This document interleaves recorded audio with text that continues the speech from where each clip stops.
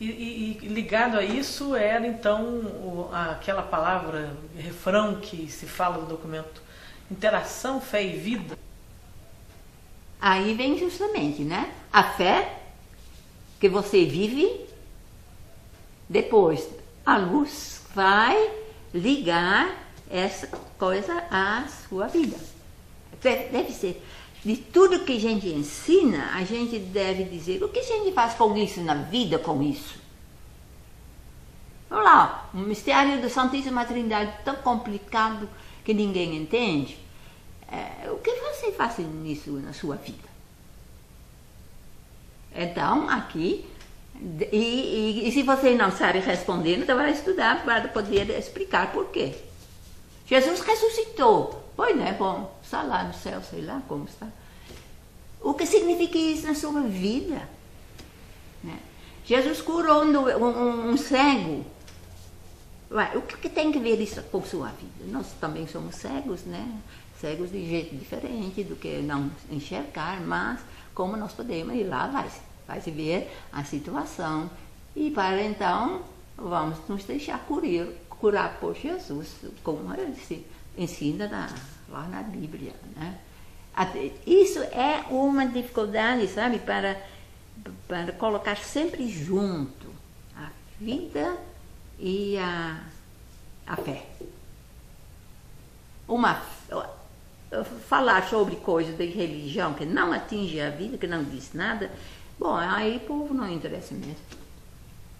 Então isso foi um segundo princípio muito forte, ou talvez o primeiro. Interação, se chamava assim, interação, fé e vida.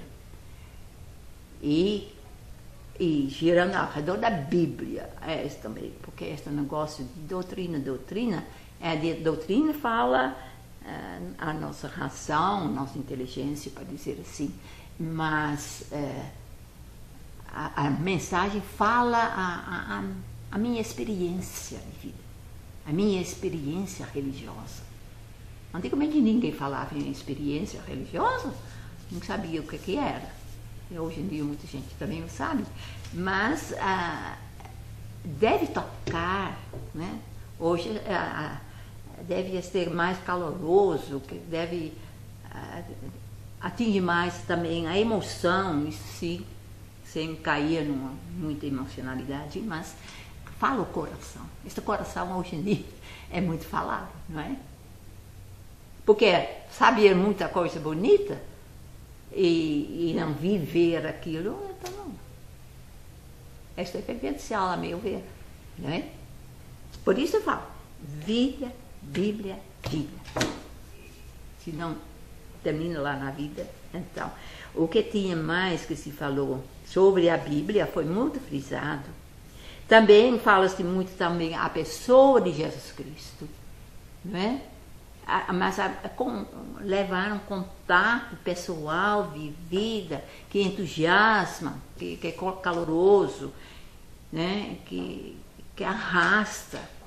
Assim devemos apresentar a Jesus Cristo, e não assim com muitas teorias e abstrações e sei lá o que. Né? E por isso nós gostamos muito de falar de Jesus de Nazaré, porque Jesus de Nazaré é também um homem pé no chão, sabe? E hoje em dia se estuda muito justamente o Jesus homem, não é? E esse Jesus homem está revelando tanta coisa que nunca se pensava, né? Chama-se a atenção como Jesus vivia, como ele sentia, como reagia. E ele não é assim um Jesus Cristo que sei lá, não é? Jesus de Nazaré está mais perto de nós. A catequese é um processo permanente, foi também falado muito, não só de criança, por favor, mas que vai durante a vida toda, adolescência, jovens, adultos, e as diversas fases de adultos, assim por diante. E a palavra catequese, a igreja fala muito catequese, sabe? Na CNBB eles achavam justamente falar catequese. Por catequese quer dizer fazer ecoar, é bonito sim, fazer ecoar a palavra de Deus. Mas catequese tomou para nós assim um pouco de coisa de catecismo de criança, sabe? E é difícil sair disso. Quando a gente dá uma catequese para adultos, já fica assim, catequese para criança. E não é. Aqui nós devemos realmente mudar um pouco a nossa concepção e saber que é para a vida toda.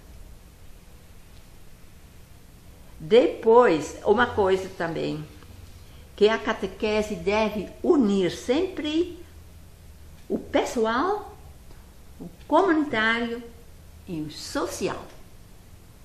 E isso é difícil porque são 3 pontos diferentes. Uma catequese pessoal, eu e Deus, eu e Jesus, né? Eu com meus problemas e tudo, eu e procuro assim consolação, ajuda, orientação. Claro. Tem que existir, sim. Não pode também dizer, isso é tudo intimista. Não.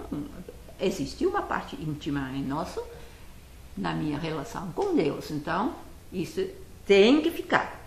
Mas deve ser também comunitário, vivido na comunidade, vivido com os outros, não é? E não somente na comunidade boa, sabe? Mas deve ser dirigido para o social, eu gostaria de dizer, para o mundo, para o reino de Deus, que é o mundo todo. Finalmente devemos olhar sempre o reino de Deus.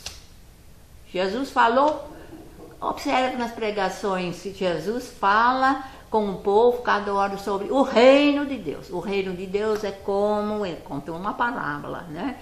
E esse reino de Deus já chegou, e ninguém sabe a hora, mas é o reino de Deus.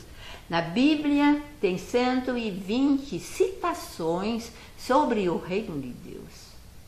Sobre a igreja tem 2 só. Para dizer assim. Jesus pregava o reino de Deus, ele não pregava a igreja.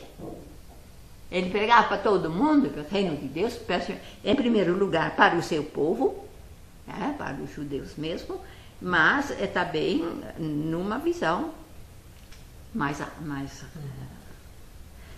adiante, né? Então, essa é uma coisa que o texto aqui não fala tanto do reino de Deus como está na minha cabeça, sabe? Mas hoje em dia, para mim, tudo é finalmente o reino de Deus. E o concílio foi muito bonito nisso. Ele fala que a igreja existe a serviço do reino de Deus. E esse reino de Deus não é só a igreja católica. E não é somente as igrejas cristãs. O reino de Deus é para todo mundo de boa vontade, vamos dizer assim. Então, são as 3 dimensões. Pessoal, comunitário e o social bem concreto na vida, mas sempre nessa visão, reino de Deus. Você trabalha lá na economia, você trabalha na política, na cultura, nos meios de comunicação, sei lá. Isso tudo são meios para estar a serviço do reino, para implantar o reino. Sempre é o reino que deve acontecer. O que também marcou muito a nossa catequese é justamente esse processo libertador, não é? Uma igreja pobre e uma opção pelos pobres a partir do Evangelho. Até hoje a igreja fala que tem a opção preferencial pelos pobres, mas no início isso soou mais forte, e isto foi também porque, juntamente com essa catequese renovada, aquele tempo do concílio e tudo, se deu a ditadura aqui no Brasil. E a ditadura provocou muita revolta e luta, e a igreja, de certo modo, estava alimentando isso, porque ela veio lá falar, né, que esta parte tem que ter a atenção da igreja. Aqui no Brasil, com essa ditadura, foi fortificado bem essa opção preferencial pelos pobres, né, e a luta social. A teologia da libertação nasceu na América Latina, né?